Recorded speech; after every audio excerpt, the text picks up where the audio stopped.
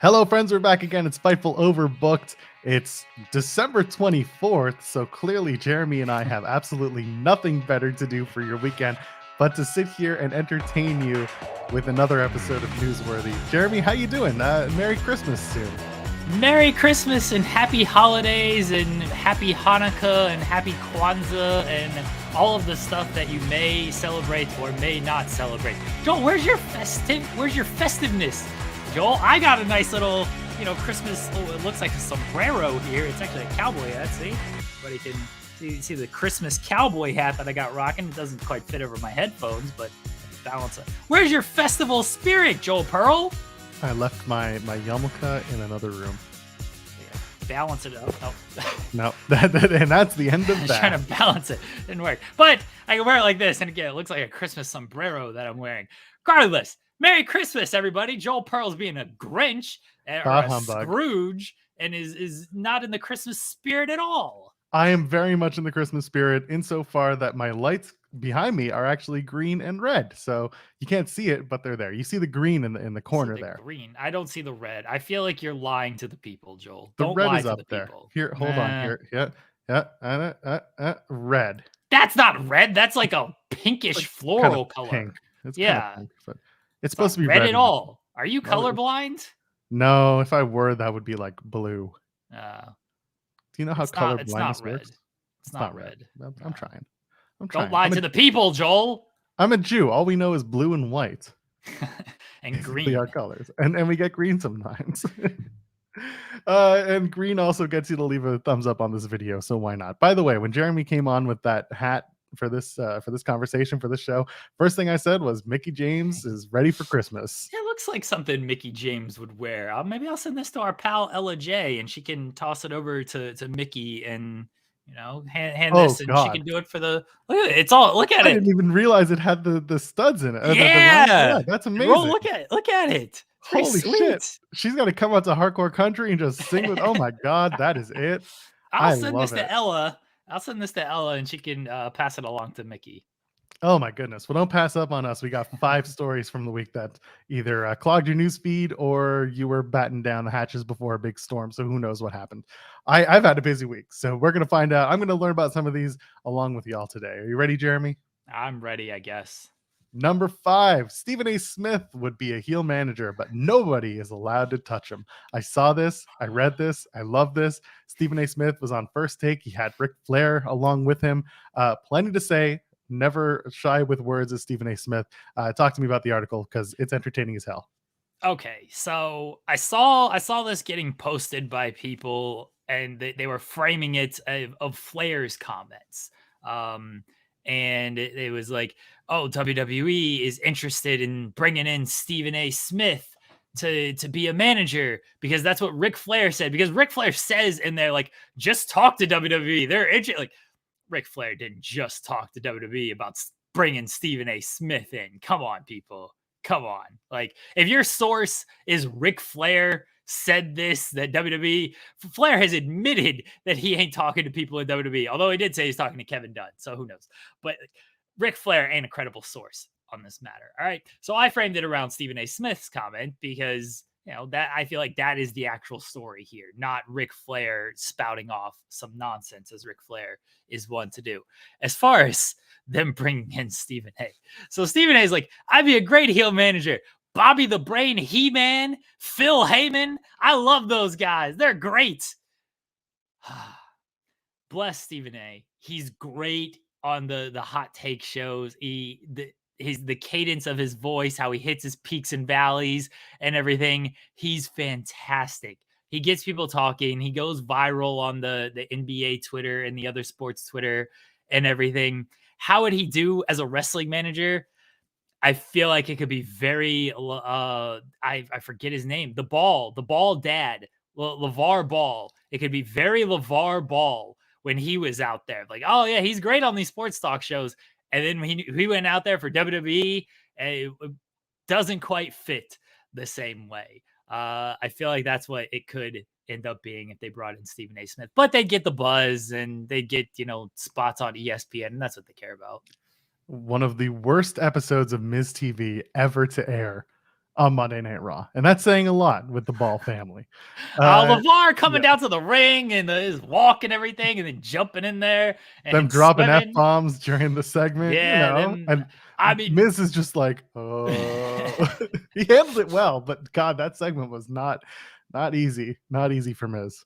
I mean, people were dropping F-bombs on AEW. I didn't have this article for this week, but Rick Ross was on Busted Open saying Keith Lee, he's a big motherfucker. And then he's calling Tony Khan a cool motherfucker on Busted Open. Rick Ross was great. Tommy Dreamer clearly just like didn't get Rick Ross and was not a fan of that segment. And you could hear it in his voice while he talked to Rick Ross. It was kind of uncomfortable. He's like, "You're great. Why couldn't you do this last night on TV?" It's like, he's doing this exact same shtick last night on TV. You just didn't understand it. No, Rick Ross rules. Bless him for dropping these F-bombs. He's like, yeah, they didn't say shit to me. What are they going to say? He's Rick Ross. You know, did you know Rick Ross knows Pablo Noriega? The real Noriega. Really? Holy crap. He owes Rick Ross 100 favors. Wow. So are you trying to say that Noriega might show up on AEW TV in the future? He could. Pablo and Noriega. Maybe Pablo and Noriega are going to be the face tattooed wrestler who showed up. Maybe that's who it was, and we just didn't know it because there was extensive work done to get them to that size and height. That's what they should rename him as. They should rename him as Noriega. Sweet. Rick Ross is hustling every day. Bless any man who every day is hustling. Back to Stephen A. He says, nobody can touch me. I'm too frail. I can't let them touch me. Ain't nobody body slamming me. Yeah. My only question, taking no bumps. My only question out of this entire conversation, who does Stephen A. Smith manage in WWE? I know, that's the thing. Who would he fit with? You can toss him with anyone and it'll be entertaining, but like, who does it work with? I mean, it almost has MVP. Like an almost type character would be it, I feel like. But his MVP, I feel like everybody else, I'm sure there's somebody out there that I'm just oh my God, I got completely forgetting. Okay. You bring back Commander Aziz, Babatunde. But Babatunde is a basketball player now. Now he's tall, he's big, he's built, he's doing the basketball gimmick. He comes out in like the same gear that the Street Profits wear, so it's super confusing. But Stephen A. Smith is Babatunde's mouthpiece. This isn't bad. This isn't bad. I'd say like the Street Profits because of the basketball stuff, but they're baby faces, and Stephen A. Smith wants to be a heel, so that doesn't work unless you're gonna turn the Street Profits. But I don't think they want to do that. Babatunde is a basketball player. Isn't bad. See, almost could work for that. In the Hurt Business is getting back together in 2023. Almost is going to be out on his own, so we could bring Stephen A. in for Almost. Listen, if we were back in, I don't know, April 2022, Ballin' Babatunde would be it. Ballin' Babatunde. Let's move on to number 4. Tell us in the comments if you know who Stephen A. Smith should be managing in WWE. I want to hear about it. So toss a comment. Let us know. Let's move on. So number 4, Shawn Michaels jokes that he wouldn't mind getting a nickel for every super kick. Supposedly he needs it, but who knows? He's speaking with Culture State. He did need it. Now he's working with NXT. Now is he not making money in NXT? There was a whole story where he was in the need of some money before his match in Saudi Arabia in 2019. You know, he was down on his luck, and JBL had to pay him. I don't know if you remember that. Oh no, when was this? He didn't have money. I forgot what year it was. This is a storyline on WWE TV, Joel. I know, this was so long ago. This was like they're talking like 2009, 2008. I feel like it was before that, but maybe. Oh my God, you might be right. My memory's not good on this stuff. Shawn Michaels talking to Culture State. He wants a super kick, a nickel for every super kick. What do you got? Shout out to Culture State. I really love their podcast. They do a lot of interviews. They're based in North Carolina, so they get a lot of North Carolina guys on, and NXT's coming to Charlotte in the new year, so they got Shawn Michaels on. But I really love their podcast. They do a great job. So shout out to them. Everyone should check them out. As far as this, like, I thought it was funny of just like them asking, "Hey, what do you think of all these super kicks nowadays?" Because they're in every match. Like you popularized it. Like, what do you think? Like when you see it, how do you feel about it? He's like, hey, like if I had a nickel every time it happened, you would be a rich man. And then one of the hosts like, you had a penny. He's like, yeah, if I had a penny, I'd be doing all right.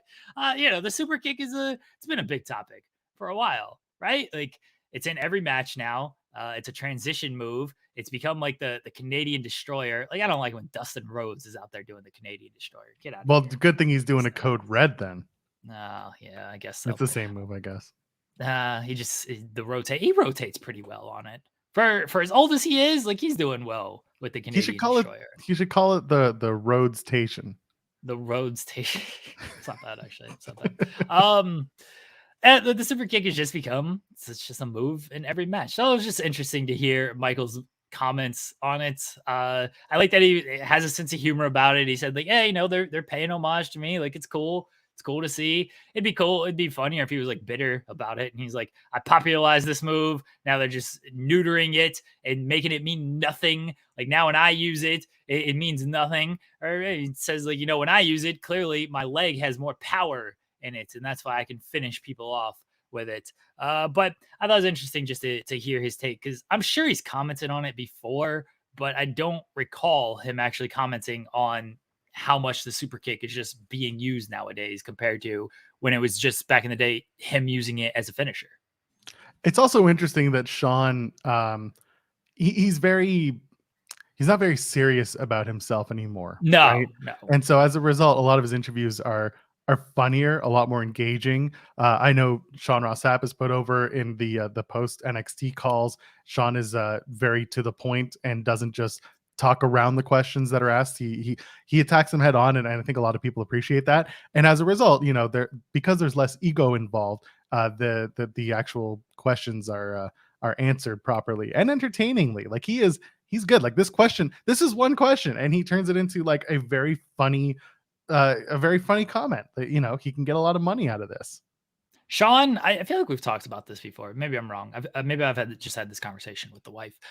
Shawn is definitely in a place in his career where he seems very at peace with things, and he like truly does want to help like the next generation in NXT and everything like that.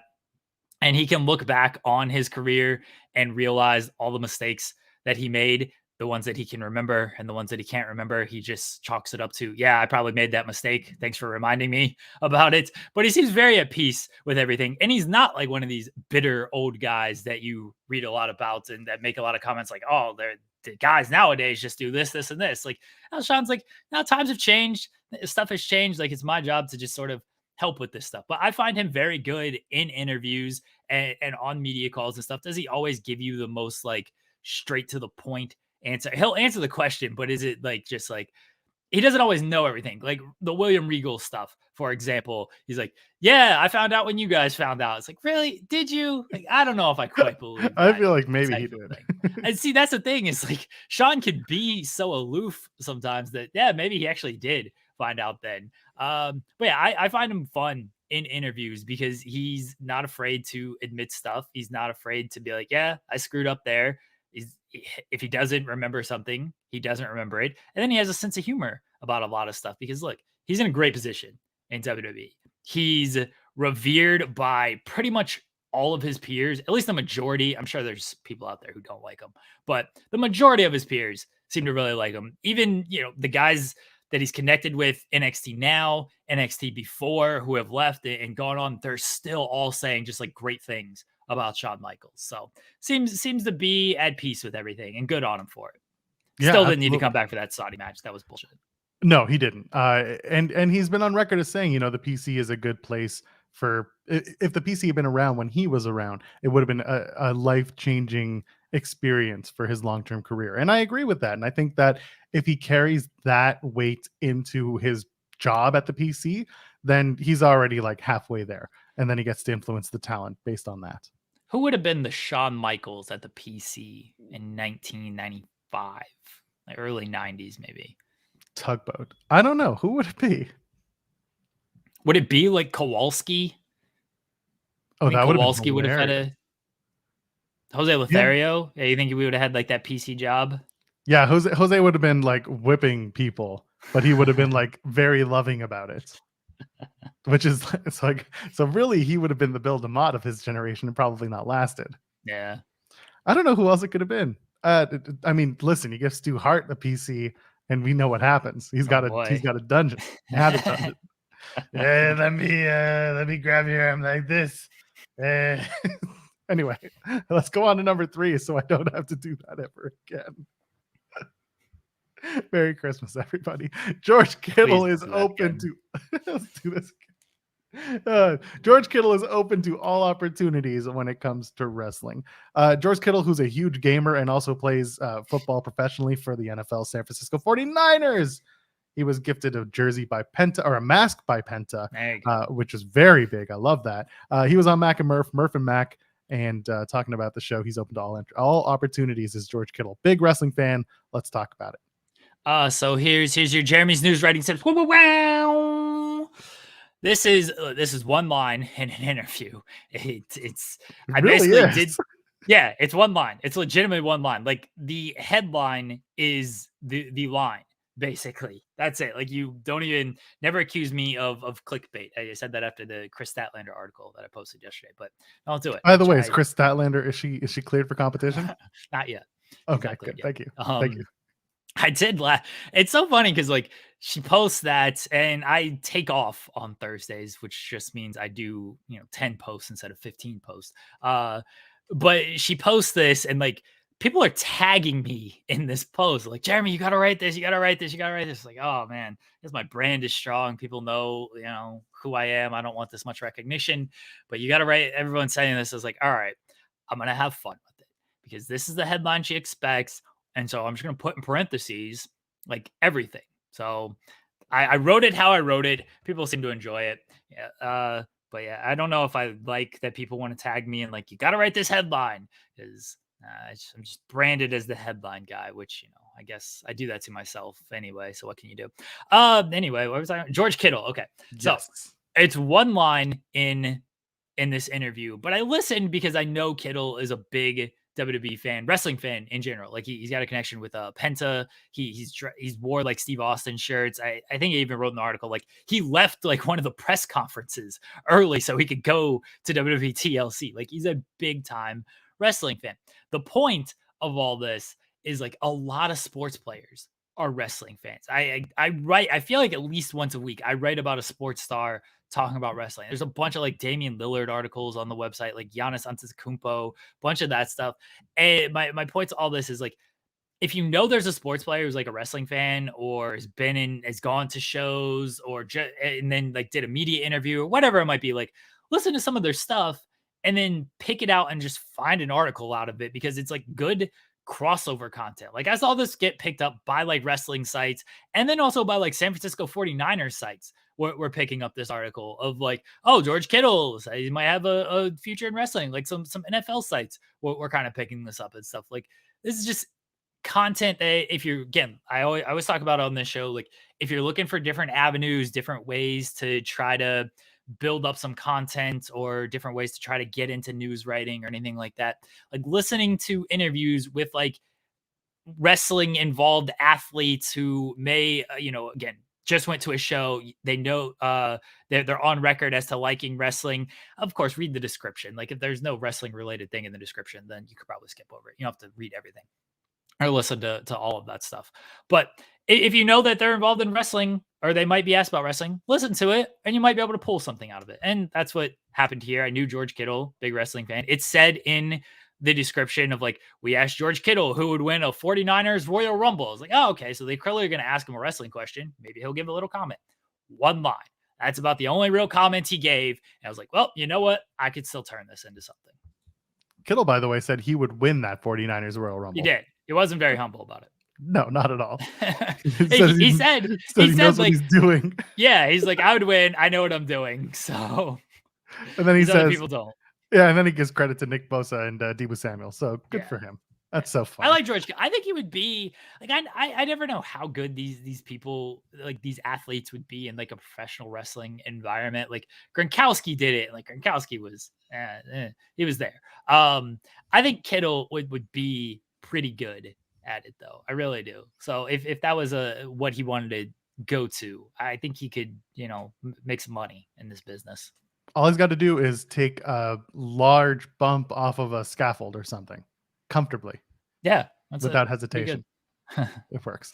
And the last thing about the George Kittle, and just the overarching conversation here that we're having about like one line can be enough for an article. It becomes a conversation starter as well, because here we are not only talking about, why we do this, but then you might get picked up by other news outlets who then have maybe a 5-minute conversation on their podcast about this, because it's fun to talk about. It's nothing serious. And it's just like, would George Kittle be a good wrestler? Who knows? Here's why not. And stuff like that is always entertaining. It's just adding a little bit of fuel to a very interesting and fun content fire. And if you are an NFL outlet, a 49ers outlet, whatever the case might be, if you see this article and you know George Kittle is a wrestling fan, I assume if you cover the 49ers, you know George Kittle is a wrestling fan. But if he's on your show, and then you can ask him to elaborate. And then that might get picked up and by our website or by somebody else. And then you further your brand of whatever. Let's say your random 49ers podcast with 100 views or something. But somehow you get George Kittle on your show, because sometimes they do these like smaller shows and everything, or if you're a local show, whatever. And they ask him about wrestling and he elaborates. And then the comments get picked up again by our sites or by other sites. And then it gets your name out there even more. So it's an easy question to ask if you ever interview George Kittle again. But yeah, it just furthers content in a bunch of directions. By the way, Stephen A. Smith should manage George Kittle. That wouldn't be bad, actually. That would make a lot of sense. I don't know if George Kittle would want to be a heel. A lot of times these celebrities come in and they're baby faces, even though they're probably better off as heels. They just like to baby face them regardless. George Kittle seems like a very nice guy. George Kittle seems like a very nice guy, and I don't know if he could be a heel. It's true. I watched a video of him having a gaming PC built for him, and he was very wholesome. He was like super, super excited about it. And I don't know, who knows? He does seem like a really nice guy, but sometimes the nicest people are the ones who turn out to be the best heels, as we find out in wrestling. Yes. Yeah. Let's move on. Number 2, Maven says Shazza McKenzie is drop dead gorgeous and she can wrestle. Okay. Maven is on the Monty and Pharaoh show and talking about Shazza McKenzie. Of course, Shazza is very well known amongst the Fightful world. And Maven is Maven, the guy who took out the Undertaker in a Royal Rumble one time and then got clocked in the face with a chair. Great guy, that Maven. What do we got to say about it?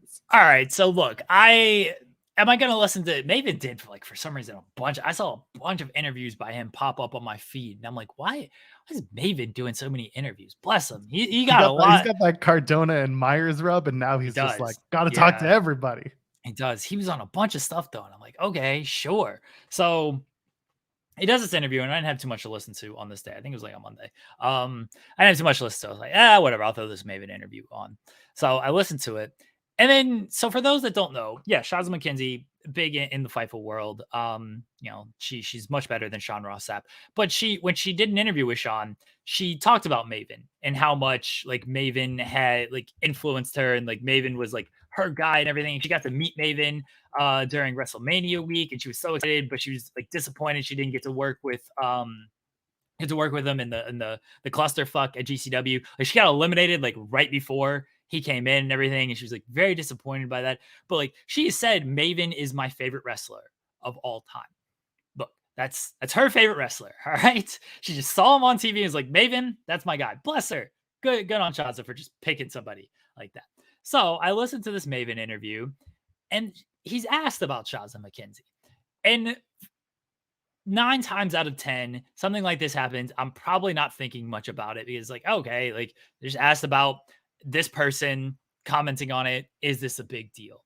Like, no, probably not. But because I know everything I know with how big of a fan Shazza is of Maven, because she just did an interview on our website. Literally, the Maven interview on our website went up December 8th. So it was this month.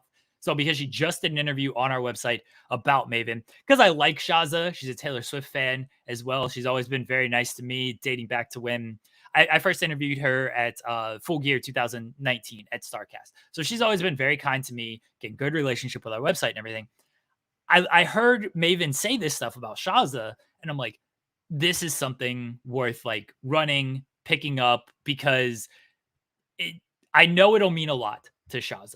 Like, I know it'll like pop her. And I'm all about just popping people. So I ran something else from this interview first, And then I had this quote, and I messaged Shazza, and I'm like, I got a scoop for you. And she's like, what's up? And I'm like, Maven said this about you on this podcast. And I sent her the quote, and she was like very excited and everything. I was like, here you go. Here's the link. It's at this minute mark here. And like, so you can listen to it for yourself.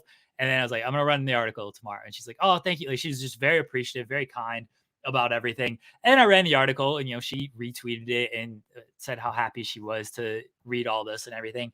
So I did this largely because I like Shazza McKenzie, always been very kind. I knew it would pop her. And the Maven, yeah, okay, it's Maven. Like, who really cares? But he's asked about somebody who like. Shazza is not this worldwide name or anything. She's a good independent wrestler, but again, not like WWE superstar or anything. But I knew it would like mean a lot to her and her connection with Maven. So I was very happy to like write this article and put it out there. I think it's really awesome that we can create these relationships with these wrestlers and maintain them through the news that we put out there or that we find and the comments that we find.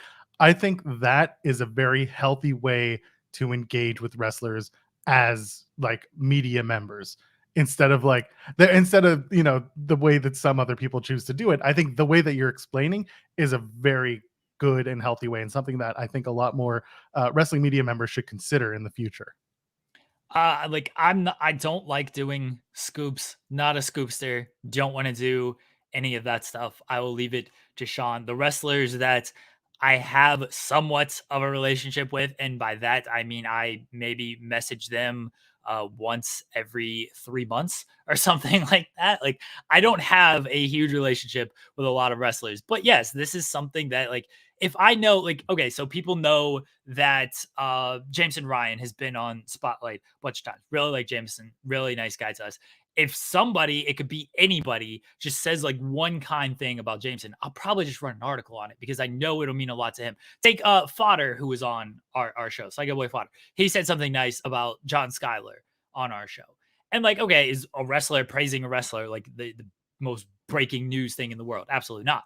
But I posted that. John Schuyler was like very thankful. And I've never had a conversation with John Schuyler, but like he was very thankful of like, oh, this means a lot. Like, very kind words to being said because like, these wrestlers are not listening to a lot of these interviews. You know what I mean? Like, Shazza McKenzie's probably not listening. I mean, she might actually be listening to every Maven interview out there. John Schuyler probably not listening to this interview we did with Fodder. But like, if I can just put out there that, hey, this person said kind things about you, like, it means a lot that it gets coverage. And then, it can help the wrestlers as well. Like, oh, I remember you said nice things about me. Like, I'll help you out down the line type of thing. So, positivity in building that kind of relationship, whether it's us with the wrestlers or the wrestlers with the wrestlers through these kind of articles, I think is a good thing. And I try to do it. I would like to do it a little bit more. I'd like to be better about it, but I'd like to be better about a lot of things that I probably hold myself to a higher standard that I can never live up to.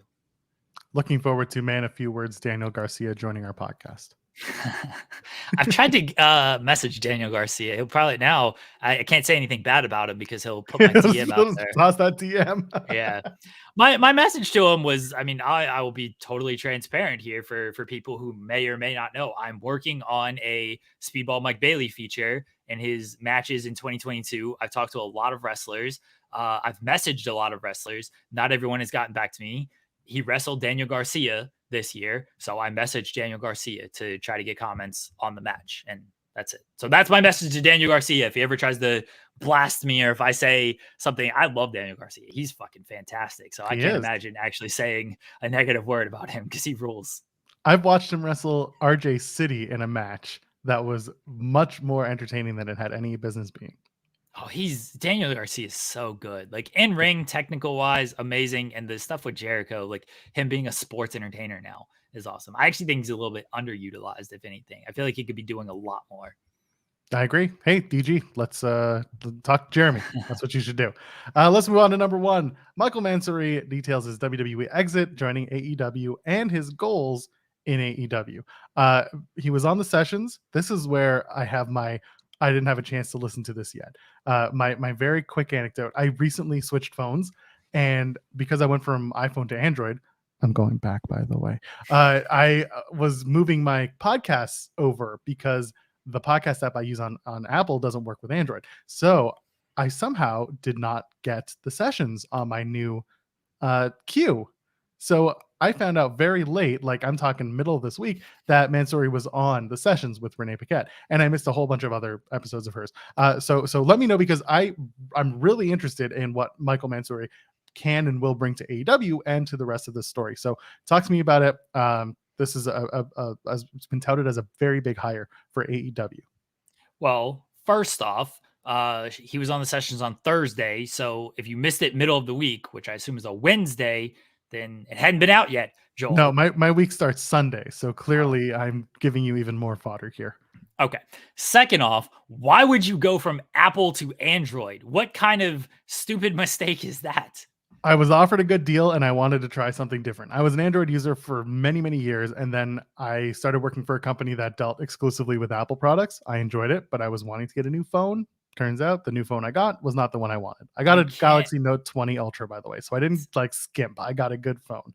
It's see, just but not for me. you can't just go software systems like that because yeah, transferring stuff over and everything, that's just way too much of a hassle.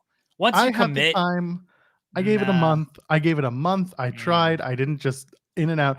Without this isn't going to become an iOS versus Android debate, because No, absolutely not. there are benefits to both, and whatever you choose, you choose. It's just like the wrestling war BS that people start, the tribalism Well, it's stuff. a lot different than that, but You're right. I agree People that don't like get weird over that. it's not an iOS versus Android thing at all. It's 100% not because I don't get caught up in that. What I do get caught up in is once you commit to like one of these, it's not like which is better or anything. But if you have been with one of them for like 5 years or something, and all your data and everything is housed there, you got to stick with it at that point. Because trying to transfer over, trying to figure out like the new system and everything, it's just too much. It's It's true. too You can't much. break up with them because your CDs are in the back of his truck. I get it. Exactly. Yeah, I get Exactly. it. All right. As far as Michael Mansury goes, so this was, when the news came out that he got hired by AEW, like this is a huge deal. Everyone talked about like, oh, this is kind of game changing for AEW because he was next in line for Kevin Dunn's job, and he says this in the interview. He's like, yeah, I was being groomed as the successor for Kevin Dunn. Problem is, Kevin Dunn ain't going nowhere. So like, I was just I hit the ceiling of where I was gonna go in WWE. Like I couldn't do anything else because everything that I did, like Dunn was already there. And he even says, like, I get to produce Raw, SmackDown, I can produce all this stuff in my sleep. It's like, what's that next challenge for me? And there was no more challenges in WWE because the guy who he was being groomed to replace isn't going anywhere. And so he couldn't do anything else. And that's why he felt he had to leave. And he left, mind you, like just before the pandemic. He said like March in Brooklyn is when he decided, yeah, I think I'm out.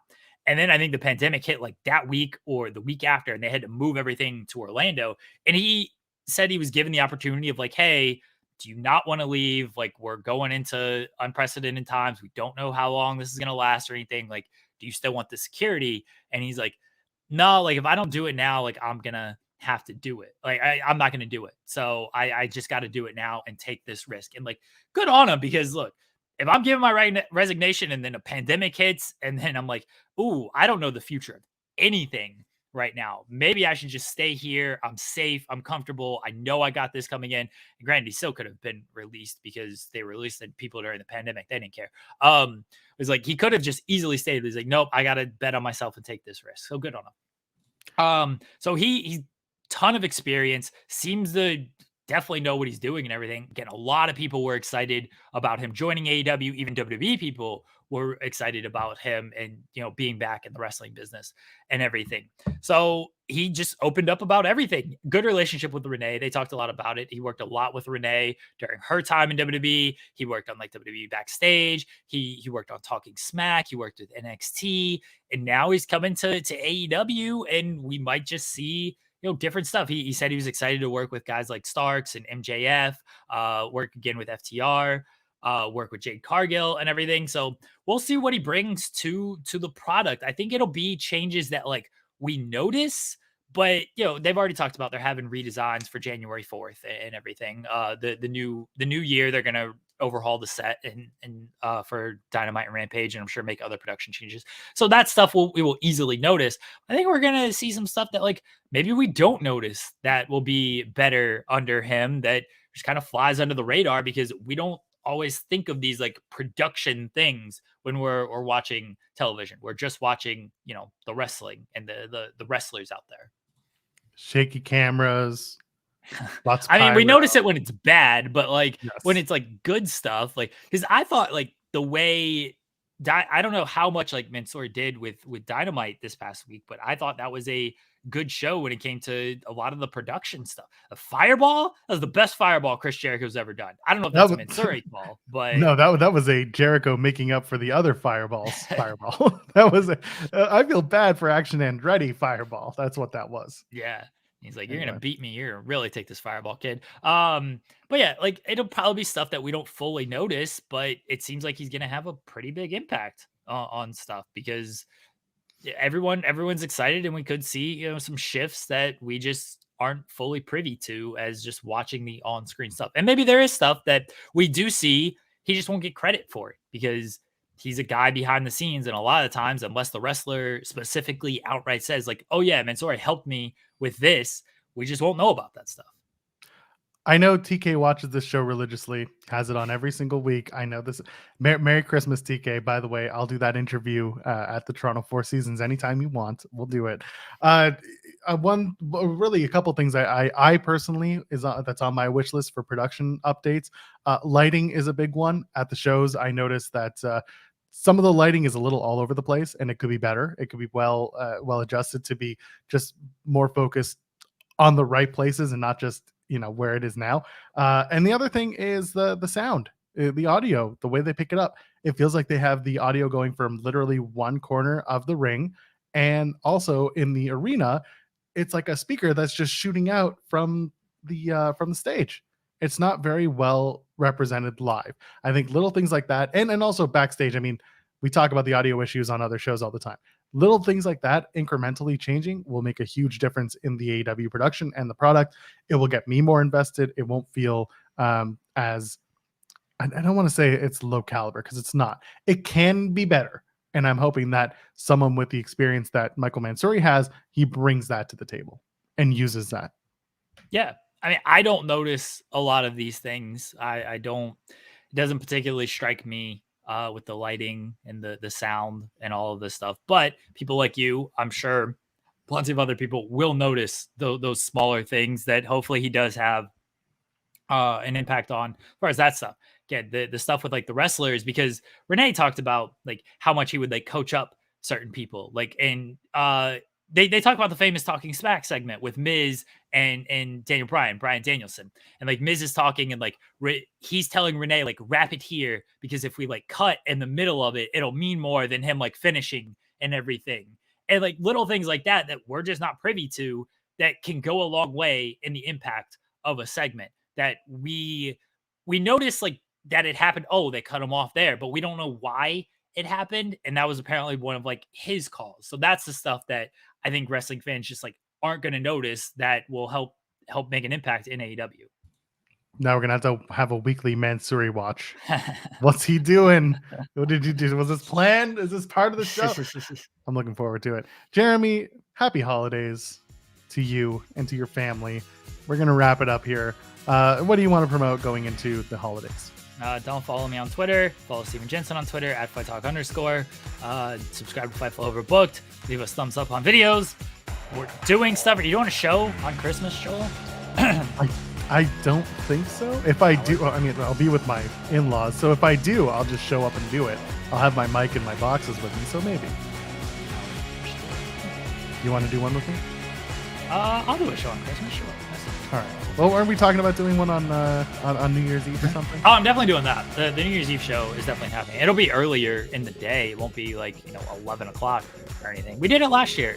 We did it like 4 o'clock or something. So it'll probably be something like that again. But yeah, there will be a live show on New Year's Day. Just kind of, if you want to set it up like you set it up last year, of Joel and I will be there. If you want to come on and just talk about year 2022, good and bad, life, wrestling, whatever, I'll put this out on Twitter as well. shoot me a DM. I'll send you the StreamYard. Come on, pop on, talk for a little bit, and then hell up. There you go. Join us whenever that happens. New Year's Eve in the middle of the afternoon. So New Year's Eve day. That's it. I'm Actual Pearl, JOELPEARL. Once again, ladies and gentlemen, friends beyond the binary, enjoy your holidays. Go stay safe and warm, especially if you're dealing with all of this snow. Be careful out there. We'll see you in the next one. Cheers. Merry Christmas, everybody. Merry Christmas.